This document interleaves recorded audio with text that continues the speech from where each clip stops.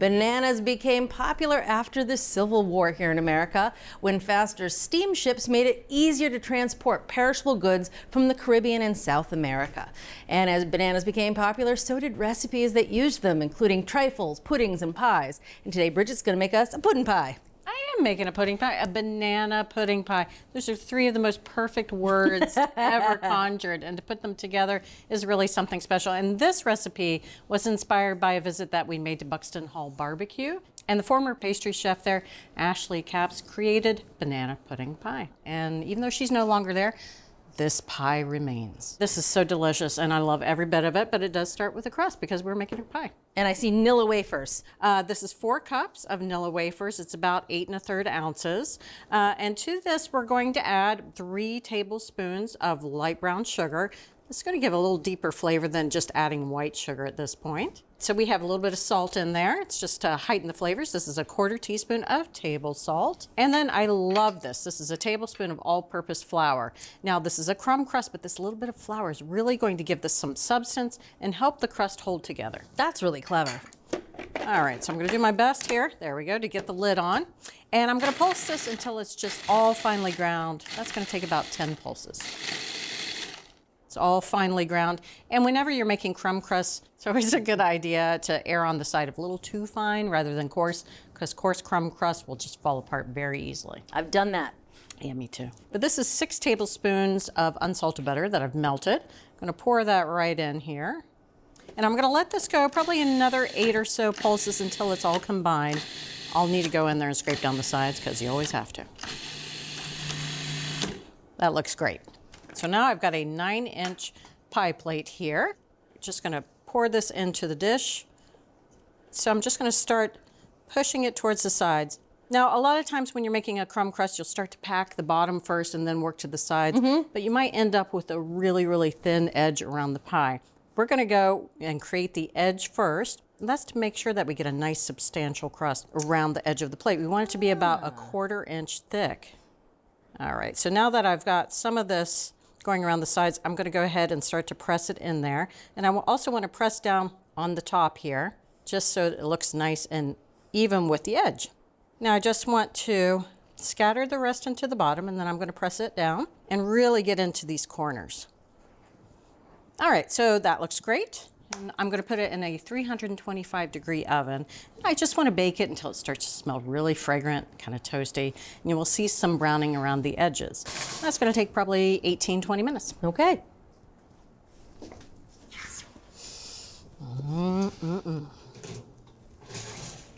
Oh, that is one good-looking cookie. Goodness, that smells good. Can you just eat that? I probably could. So our crust is nice, just a little bit toasty brown. That only took about 18 minutes. We're gonna set this off to cool just a little bit while we make our pudding base. Okay. So this is in between a pastry cream and a pudding base. We want something that's nice and rich and creamy, but we want it to be sliceable. We want it to retain its slice shape. So first thing I'm gonna do is use a little bit of gelatin. This is 2 teaspoons of unflavored gelatin, and I'm gonna bloom it in some half and half. This is a 1/2 cup of half and half. What does that add up to? I don't know. So I'm gonna let this gelatin soften just for about 5 minutes. And as you know, it's always better to soften gelatin before you heat it, and that way you don't get those little rubbery bits. That's right. So we'll set this off to the side. For our custard here, we've got 1 1/4 cups of half and half, and I'm gonna add 3/4 cup of granulated sugar. I've got 5 egg yolks here. They're gonna add lots of richness. And I've got 2 tablespoons of all-purpose flour. So we're using both gelatin and all-purpose flour to thicken this pastry cream. And we did that because if we used all gelatin, really the pie just bounced right off the counter and out the door on its own. But with all flour, it kind of dulled the banana flavors. So the hybrid of the two is great. I've got a little bit of salt, 1/4 teaspoon of table salt, and a couple of flavors that are really inspired by the Buxton Hall barbecue pie flavor. And the first of all is a pinch of allspice. So it was just a really lovely warm spice. And similarly, we're adding a pinch of cinnamon. I'm gonna turn the burner to medium, and I wanna whisk this, just make sure everything's mixed. And then I'm gonna continue to whisk this constantly and really get into those corners. But what I'm looking for is visual cues. I want big bubbles to kind of break all across the surface. I'm also going to take the temperature of this mixture, and it should register around 180 degrees. But again, that's going to take about 5 to 7 minutes, but anytime you're working with pastry cream, you really want to see what's in the pot, not what's on the clock.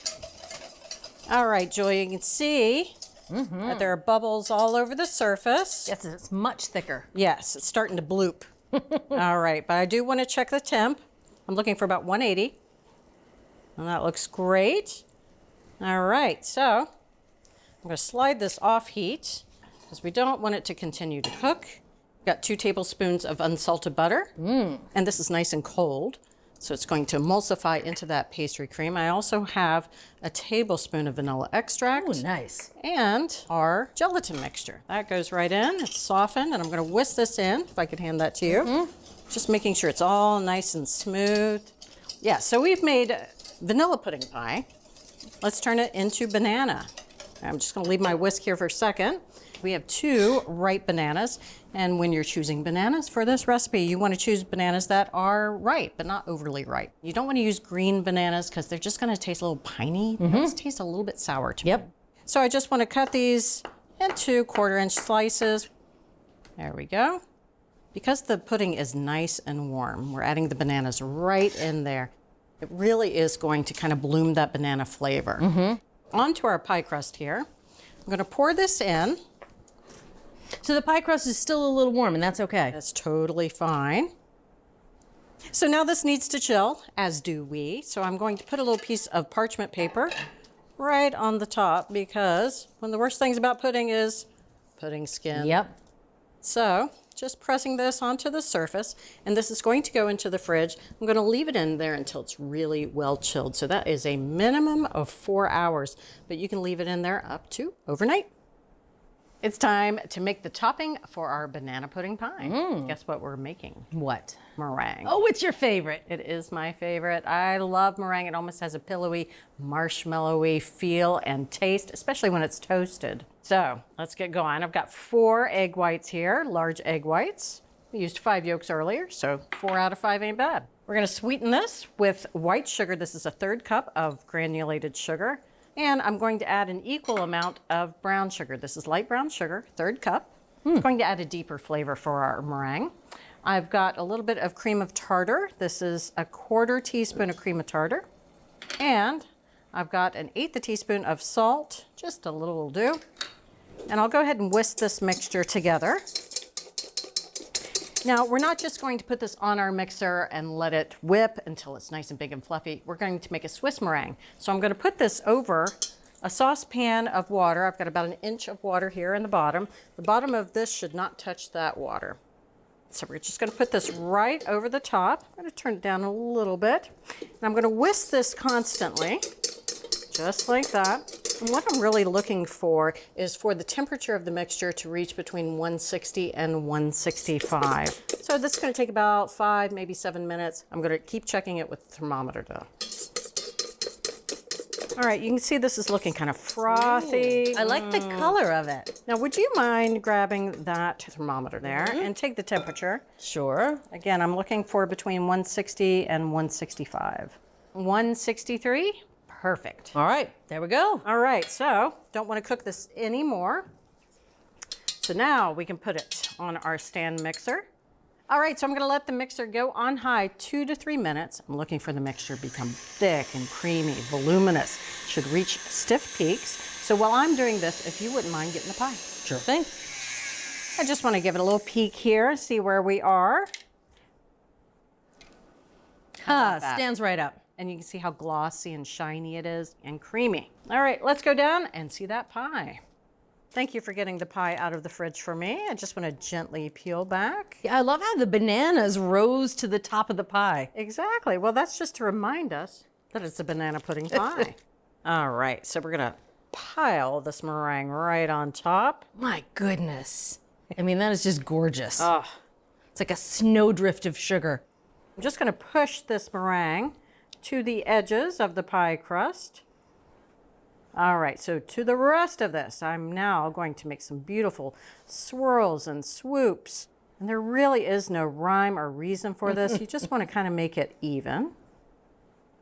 I love it when I see a torch on the counter. It means we're about to have some fun. We're going to torch this. Now you could put this under the broiler, and we do have instructions for that on our website, but instead we're going to use a torch to brown the top. You can be a lot more specific where you want to get a little bit more brown, and you can just control the whole process a little easier. So, And you look cool. yeah, you do.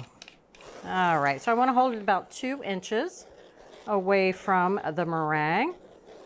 You can always start farther away, but as soon as you get going. That browns quickly. Yeah, it does. Oh, yeah. Toasting of that meringue is really just what makes this so spectacular. So that looks great. Now I just want to clean up a little bit, and then it's banana pudding pie time. Can't wait. You deserve it. You know, the first slice is always hardest, and it's good to have a couple of different knives because you never quite know what's going to make the cut. That's a boning knife. That is a boning knife, but it's great for cutting through pies because you want to make sure to cut all the way down through that crust on the bottom. And because the blade is a lot thinner, there's a lot less drag through the meringue. Get you a nice healthy slice. We've met. Oh, All right, that one's for you. that is a healthy slice. How's that look? Oh, that's gorgeous. I'm going in. All right. I'm taking the whole tip off, getting a little bit of everything. That vanilla wafer crust, that is an eye-opener for me. That little bit of cinnamon. Yes. That little bit of allspice. The allspice, it's just nuanced, but it takes the sweetness right off the edge. And I hate pies that are overly sweet. This strikes that balance perfectly. But it has that brown sugar, so it's got a depth of flavor. Bridget, this is magnificent. Thank you. Least I could do. So if you want to make this showstopper of a pie, make a crust using vanilla wafers and brown sugar. Add gelatin and flour to the filling, and top it all off with a cooked Swiss meringue. From Cook's Country, a magnificent recipe for banana pudding pie. This might be my new birthday pie. That's bananas.